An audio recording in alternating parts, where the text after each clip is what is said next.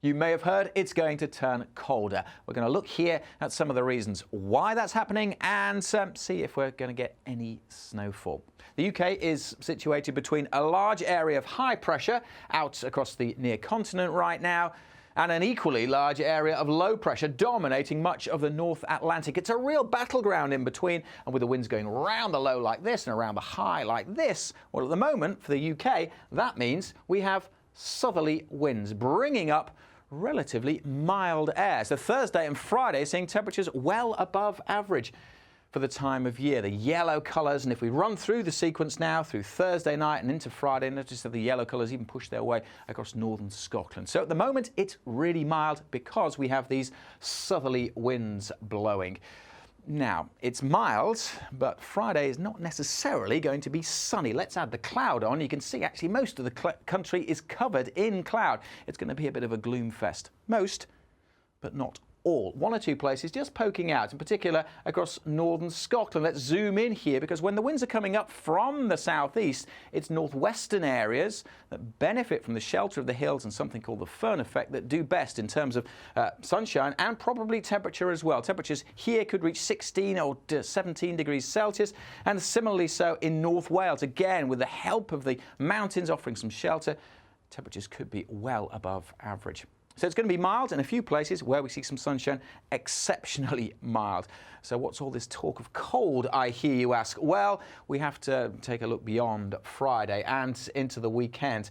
And again, let's take a look at the bigger picture, because if we turn everything off except the cloud cover, notice that there's a big hole here in the cloud across northern Europe on Friday. If we run through the sequence now, through Friday night and into Saturday, that hole, which is effectively drier air, pushes across the UK. So the cloud melts away. It may start a bit gloomy on Saturday, but for many places, the weekend will look something like this. A lot of blue sky around through both Saturday and Sunday. It'll be chilly. It'll be colder than it is now, but that's because it's exceptionally mild at the moment. And for most, it's going to be a beautiful weekend. If you can get out the breeze, which will be there, coming in from the east and bringing a cooler feel, but generally it's fine. Now that breeze will help to prevent too much of a frost on Sunday morning, so again, for most, Sunday we'll see plenty of sunshine. But now the winds are coming more in from the east, and that is the sign of a bigger change into next week. Yes, the really cold air arrives next week, because now, if we take a look at the bigger picture,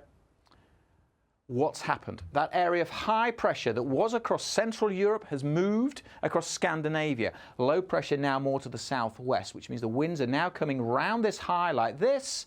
Just put them on there, dragging down colder air from northern Europe. And it is colder air as well. Let's take a look at that cold pool of air across much of northern Europe. Now, this is a very similar pattern to when we had the beast from the east earlier this year in February. That's when we had high pressure here drawing in these cold winds. But crucially, there are big differences between now and February. The air is nothing like as cold as in February. It just hasn't had time to cool down as much through the winter. Back in February, where we were getting the air from, temperatures were as low as -40. It's just nothing like as cold as that. So yes, it will feel colder, but it's nothing exceptional at the moment. Let's run through the sequence again and show how that cold air will get to the UK. By the time we get to Sunday, we've still got the relatively mild yellow conditions across the UK, but forward through, thanks to the help of these easterly winds, that cold air. Firstly, the map turns green through Monday morning, and then the really cold air, the blue colours push in, but coming in across the North Sea. And that's another big difference to February, when it was very cold because the North Sea was very cold. At the moment, the North Sea is still relatively mild. Temperatures in the sea in double figures, so it's not as cold as that. Far from it. Now, having said it's not as cold as February, it is still going to feel an awful lot colder than it has done recently because it is so exceptionally mild at the moment. So let's take a look at some of the numbers we're looking at by Tuesday. A lot of the UK will see highs, maximum temperatures of just 6 or 7 degrees Celsius. So a big drop. It's going to feel even colder because when you add the strength of the wind on, it'll feel more like 2 or 3 degrees Celsius. So yes, it will be a bit of a shock to the system. You have been warmed. Are we going to see any snowfall? Well, let's move and take a look at the precipitation, because this map shows where we're likely to see any precipitation, rain or snow. But you can see across the UK we're not expecting much snow at all. This is what snow looks like, the flakes there across the Alps. Across the UK we are mostly looking at rain. It'll feel cold. There'll be a bit of snow maybe over the tops of the hills, the Pennines, the mountains in Scotland, but there's nothing unusual about snow over hills and mountains across the UK in November. So at the moment we're not expecting widespread heavy snowfall.